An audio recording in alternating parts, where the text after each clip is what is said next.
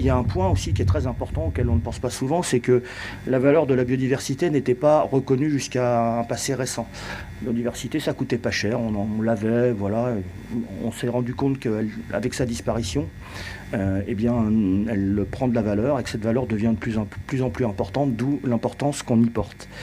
Juste vous dire que c'est la 6e crise d'extinction dans laquelle nous sommes arrivés. Je rappelle que les 5 crises d'extinction précédentes étaient uniquement liées à des phénomènes naturels et que la 6e est uniquement liée à l'action humaine, s'emballe. Elle s'emballe avec un rythme de disparition d'espèces qui est 1000 fois plus rapide que dans une situation naturelle. Alors vous allez me dire, oui, mais et quid de tout ça? Ça veut dire que si on ne fait rien, on aura une planète peuplée de quelques dizaines d'espèces ubiquistes qu'on trouvera sur l'ensemble de la planète et plus rien d'autre, avec des conséquences dont aujourd'hui on sait très bien qu'elles vont être dramatiques pour notre propre espèce.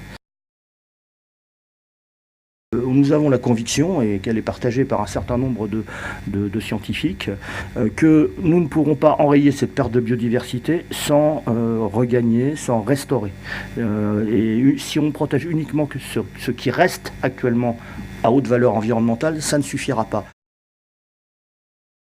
On a dans le secteur du bois de Roi des landes sèches qu'on appelle les landes sèches à calunes. Donc la calune, c'est la bruyère communément, et qui poussent sur des pelouses sableuses.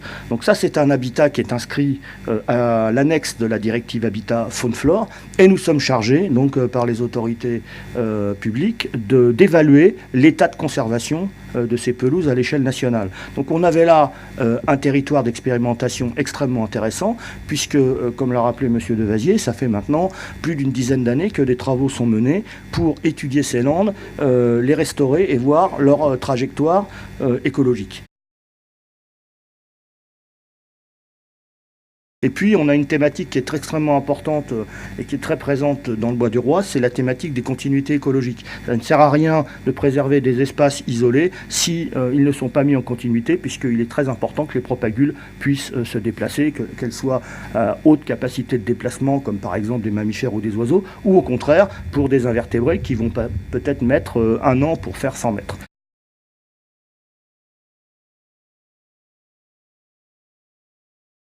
On a toujours des questionnements sur le maintien de ces milieux de landes et sur les techniques de gestion qui peuvent être associées, parce que là aussi, on va y revenir. On a travaillé sur les aspects techniques de gestion, mais il y a des dimensions sociales et économiques qui doivent être prises en compte pour assurer la viabilité de travaux de restauration de milieux de landes. Donc, à notre sens, tout ça doit être réfléchi de façon plus globale dans une logique de territoire, de qu'est-ce que veulent les acteurs du territoire et de comment les acteurs du territoire s'emparent des enjeux de biodiversité. Parce que, voilà, Jean-Philippe l'a bien rappelé, on est dans une logique d'extinction massive de la biodiversité, et notre enjeu ici, c'est bien de préserver ce capital naturel. Ont été menées des actions en faveur de la Véronique en épi, notamment, qui était une espèce dont il y avait quelques centaines de pieds, je crois, avant intervention, et aujourd'hui on est à de l'ordre de 300-400 000 pieds, je crois, fleuris. 250, bon, j'exagère un petit peu. On a une pelouse qui est très très étendue, donc elle était effectivement complètement encombrée d'arbres quand on l'a découverte. Elle a été réouverte et on a là maintenant un site majeur qui a une surface très importante, et il n'y a pas que la Véronique en épi, donc il y a une dizaine d'espèces rares, et effectivement on a une mosaïque d'habitats associés aux pelouses, et c'est franchement l'habitat le plus rare. La lande c'est déjà rare, mais la pelouse c'est bien plus rare. Et là on a vraiment un site de très grande étendue et très grande qualité. La question c'était, est-ce que les méthodes de restauration de ces landes vont dans le bon sens? La réponse est oui. Est-ce qu'elles portent des fruits par rapport aux espèces protégées qu'on peut y trouver, aux espèces patrimoniales? La réponse est oui. Et est-ce que si on améliore encore les choses, si on explore de nouvelles méthodologies, si on va vers l'innovation sur des techniques, des suivis, etc., est-ce que ça ira mieux dans le futur? La réponse est oui. L'intérêt de cette étude, c'est, en dehors des éléments nouveaux qu'elle amène, c'est aussi de faire une synthèse, parce que souvent, chacun est le nez dans le guidon et a un peu de mal à ramasser les choses et en faire une synthèse. Donc là, on a mis dans un document unique un certain nombre de points de vue voilà, qui sont utilisables et qui sont à la disposition des acteurs du territoire. Encore une fois, c'est eux qui feront l'avenir de ce site et pas nous.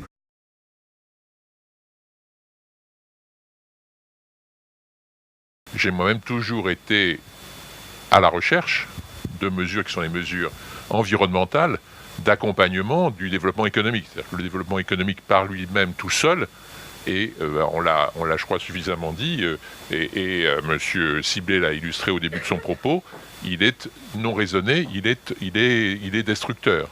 Et je dirais en 45 ans de carrière, effectivement, j'ai plus vu des destructions que des constructions dans ce domaine.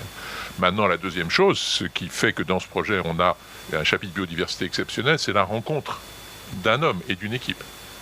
Et donc, effectivement, découvrir avec, je suis forestier aussi, quand on rentre dans le Bois du Roi, la diversité sur laquelle Vincent Vignon nous a mis le doigt et vers lequel il nous a emmenés, fait qu'en fait, mon boulot, ça a été vers les porteurs économiques du projet, de les persuader que la biodiversité fait partie du développement. Et que le développement, il est bien à la fois le développement économique, il faut un projet économique, il faut un projet social, et il faut un projet qui est un projet environnemental. Ce projet est pile poil dans notre politique. C'est-à-dire que nous pensons que le développement économique peut rythmer avec l'écologie, il doit rythmer avec l'écologie, et on est exactement dans ce cas de figure. Parce qu'il y a un sujet qu'on n'a pas abordé, mais c'est le coût. Qui va prendre en charge le coût de cette rénovation qui est indispensable, vous l'avez démontré, s'il n'y a pas un projet industriel pour soutenir. Donc l'un marche avec l'autre. Donc si jamais, M.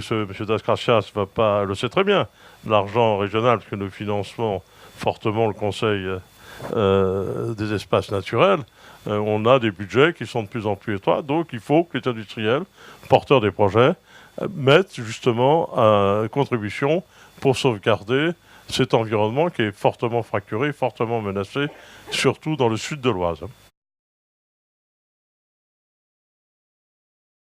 Moi, je connais pas mal l'exploitation des matériaux en région Île-de-France. Je peux vous parler par exemple de l'exploitation de carrières de silice dans le sud du département de la Seine-et-Marne, à proximité de ce qu'on appelle le golfe de l'Archamp.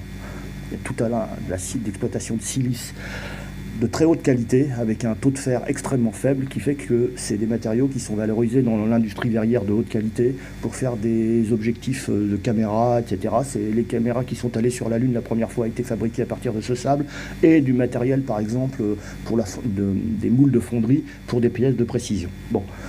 Ces endroits-là ont tous été classés en SNIEF. Pourquoi ? Parce qu'on y trouvait des plantes qu'on ne trouvait que là, des oiseaux qu'on ne trouvait que là. Voilà. Donc moi, et je peux vous inviter, alors ça d'ailleurs classé en SNIEF, que ce soit des carrières qui sont en fin d'exploitation, qui sont terminées d'exploitation, et des carrières qui sont actuellement en cours d'exploitation. Moi, je peux juste vous dire ça, c'est un constat. Je ne suis pas en train de dire c'est bien, c'est mal, c'est utile, c'est pas utile. Je vous dis, c'est un constat. Ces carrières sont d'une grande richesse. Et j'allais dire, en l'occurrence, on y retrouve des milieux qu'on peut retrouver ici. Ceci dit, dans ma vie professionnelle, j'ai fait plein de choses, y compris travailler sur des projets d'extraction de matériaux, et on connaît bien le principe de l'économie qui finance la restauration de sites, etc. C'est pas tabou et c'est pas le problème. Le problème, c'est que on va pas se mentir et on va pas se raconter des histoires. Vous connaissez mieux que moi le contexte local, qui est un contexte compliqué. Je ne vais pas vous révéler des secrets, mais j'ai été contacté personnellement à haut niveau pour me demander ce que je faisais ici aujourd'hui, parce qu'on m'a dit que c'était un sujet compliqué, c'était un sujet sulfureux. Derrière, si ça sert au projet, voilà, enfin, chacun fera ce qu'il veut de cette étude et chacun mettra en œuvre les résultats de cette étude. Mais on est bien conscient que pour faire tout ce qu'on a préconisé, il faudra de l'argent. Voilà, donc c'est pas du tout. On sait bien que ça va pas tomber d'un chapeau. Hein, on est absolument conscient de ça. Mais voilà, je vous en ai donné les limites. Et je pense qu'il est aussi de l'intérêt, très sincèrement, et je le dis là avec une certaine sonalité. Pourquoi c'est important que le muséum soit indépendant? C'est parce que concrètement, nous, on n'a pas d'intérêt. On n'a pas d'intérêt autre que de dire ce qu'on a trouvé, autre que d'avoir un terrain d'étude sur lequel on peut expérimenter, comme ça a été très bien montré par la présentation de Philippe. Voilà, et donc notre indépendance garantit la validité de nos résultats. Je suis un élu qui défend exactement les mêmes objectifs que vous en tant que président de la commission environnement. On ne peut pas en permanence pleurer sur la perte de la biodiversité et lorsqu'il y a un projet qui permet de la restaurer, dire que ce projet est sulfureux. Donc cette indépendance, je l'ai comme vous. Moi, je défends les intérêts de personne à part ceux de la région. Et moi, je constate dans cette région, et particulièrement sur le sud de l'Oise, que nous sommes un territoire qui est en train de se fracturer, nous sommes un territoire où la biodiversité recule, et que là, on présente un projet où justement votre indépendance, comme la mienne, a permis de juger que c'était un projet qui était bon pour la région, et c'est donc en toute indépendance que je vous le dis, cher monsieur, ce projet pour moi n'est pas sulfureux, et je trouve scandaleux qu'on fasse pression sur vous pour vous empêcher de venir en disant qu'il l'est.